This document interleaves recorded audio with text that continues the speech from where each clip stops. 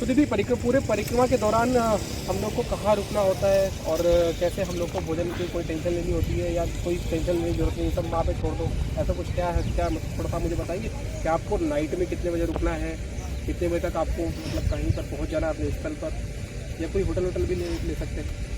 अभी ये तो हर किसी के भाव का विषय है।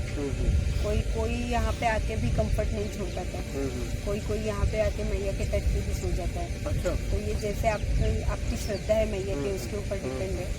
पर अगर आप परिक्रमा में आते हो तो आपको किसी चीज़ की टेंशन लेने की ज़रूरत नहीं है। हम लोगों के पास एक बुक था नर्मदा मैया की परिक्रमा के रूट से रिलेटेड, जो हमको स्टार्टिंग में समझा ही नहीं कि उसमें रूट है। तो हम लोग तो बस चल के निकल गए थे ओमकारेश्वर से। तो लोग नर्मदे हर बोल देते थे, यहाँ जाना है, यहाँ जाना है, ऐसे बोल के रास्ता दिखा देते थे। हम पहुँच गए एक आश्रम में, खाना मिल गया, रात को सो गए, सुबह उठे। नर्मदा परिक्रमा के हर जगह पे साइन बोर्ड्स लगे होते हैं कि नर्मदा परिक्रमा पथ, आपको वो फॉलो करना है। आप किसी न किसी आश्रम में पहुँच जाते हैं, खाना मिल जाता है, तो समर्पित हो जाते हो तो हर चीज़ आपको अच्छी मिलती है। पूरे परिक्रमा के दौरान ऐसा भी कई लोगों से अवगत हुआ है कि जैसे माँ के दर्शन भी होते हैं, तो क्या आप लोग को किसी प्रकार से माँ के दर्शन हुए या सिर्फ नदी स्वरूप में ही माँ के दर्शन हुए? अभी देखिए नदी स्वरूप में तो होते हैं, आपको अनुभव देती है माँ। क्योंकि जैसे आपको पता होगा कि भगवत गीता में जब श्री कृष्ण भगवान ने अपने दिव्य रूप के दर्शन दिए थे अर्जुन को, तो उनको दिव्य दृष्टि दी।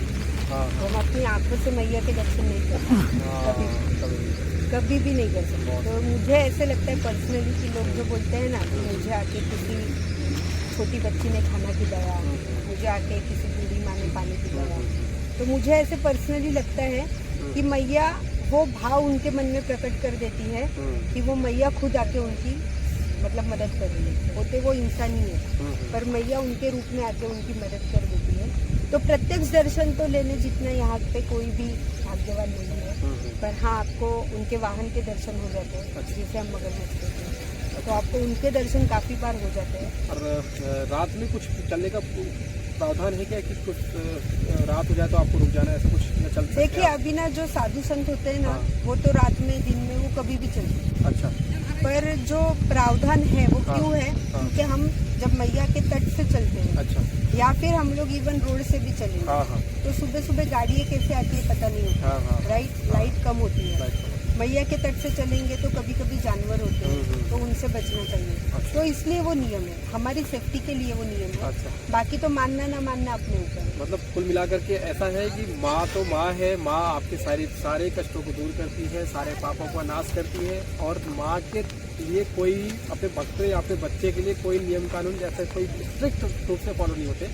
हाँ ये है कि जो आपके मन, मेरे ख्याल से जितना आपने समझा मैंने, कि आपके मन को अगर कहीं पर भी थोड़ा सा इस नियम को फॉलो करके और माँ के प्रति लगाव हो रहा है तो आप कर सकते हैं। अदरवाइज अगर आपके भाव में कहीं कमी नहीं आ रही है तो आपको सिर्फ अपने भाव को अच्छा बनाते हुए माँ के परिक्रमा में चलते रहना चाहिए। तो जिस उद्देश्य से आपने यहाँ पर परिक्रमा स्टार्ट किया, वो उद्देश्य क्या आपको संपूर्ण होते हुए दिख रहा है? मुझे तो दिख रहा है कि पहले से तो मेरी तबीयत काफ़ी अच्छी है।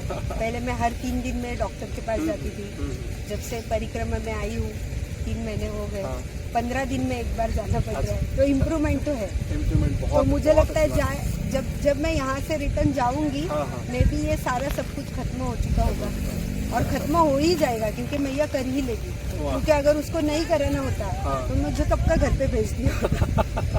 तो दीदी जैसे जिया जी के साथ आप सफ़र कर रहे हैं, तो क्या आप दोनों जोड़े से सफ़र कर रहे हैं? कहीं जोड़े से जैसे आप किसी आश्रम में जाते हैं, किसी कहीं पर रुकने की जाते हैं, कहीं पर कोई आपको ऐसा निगेटिविटी तो नहीं देखने को मिली?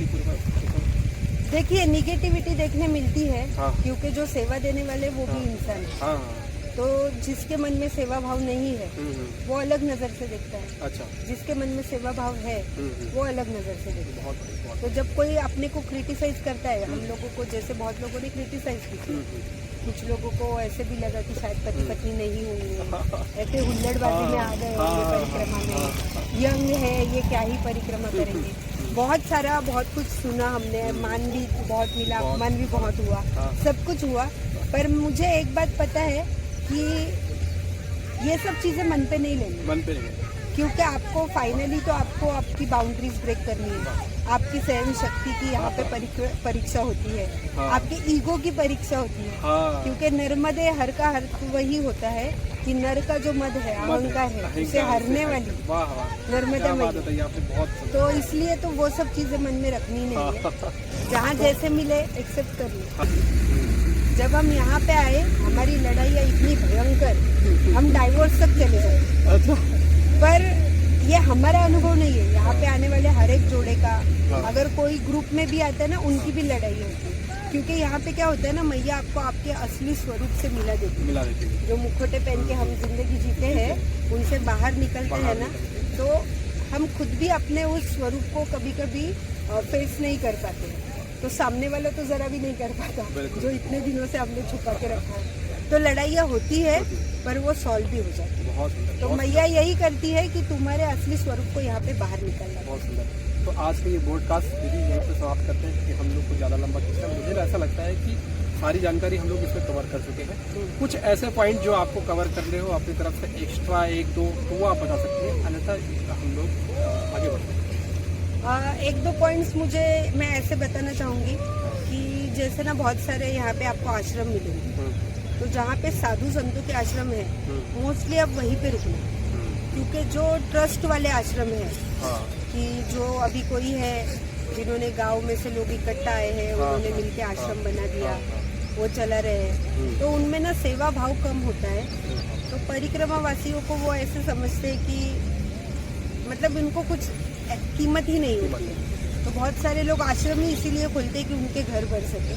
तो बहुत मतलब मैं रिक्वेस्ट करूंगी कि जो भी ऐसे कर रहे हैं ऐसे मत कीजिए, क्योंकि जब लोग घर से दूर आते हैं, इतनी बड़ी परिक्रमा में 3, साढ़े 3, 4 महीने गुजरते हैं, तो हर कोई फ्री का खाना खाने नहीं आता है, यहाँ फ्री में रहने मिल रहा है इसलिए नहीं आता है। देखिए, माँ हमारे साथ रहती है, जब हम परिक्रमा करते हैं माँ हमारे साथ में रहती है, और जब माँ आपके द्वार तक चल के जाती है, तो इसका ये मतलब है कि आप कितने ज़्यादा धन्यवान हो, कितने ज़्यादा शुभ हो आप, कि आपके आंगन तक माँ खुद चल करके आ रही है किसी के माध्यम से। तो हम सब तपस्वी रहते हैं उस समय पे, तो ये हमारी जितनी ज़्यादा सेवा हो सके, जितनी ज़्यादा परिक्रमावासियों की सेवा हो सके, उतना ज़्यादा महत्वपूर्ण होता है। ये लाभ जो आपको मिलता है, क्योंकि हम तो चल के हम अकेले आ रहे हैं, लेकिन आपके वहाँ पर प्रतिदिन कम से कम 150 स्वरूपों में माँ आ रही है, 100-150 स्वरूपों में तो आती ही आती है। तो आप कितने दरबार हो, आपके तो कितने सारे पाप कट गए। तो आप जितने भी लोग इस पॉडकास्ट को देख रहे हैं, सभी लोग परिक्रमावासियों की सेवा करें, परिक्रमावासियों की रक्षा करें, और जितना मतलब जो साधु संत मिल रहे हैं आपको, आप उनकी सबकी सेवा करें। इसी संदेश के साथ हम लोग आज का ये पॉडकास्ट समाप्त करते हैं। एक बार हम सब जोर से बोलेंगे, हमारे जिया जी भी आ जाए इधर। जिया जी कहाँ पे जगह है आपको मालूम होगा, आप उधर खड़े जाए, दीदी के बाजू खड़े जाइए। हम लोग जोर से बोलेंगे नर्मदे हर, और जितने लोग इस पॉडकास्ट को देख रहे हैं सब लोग कमेंट में एक बार जरूर बोलिएगा, नर्मदे हर।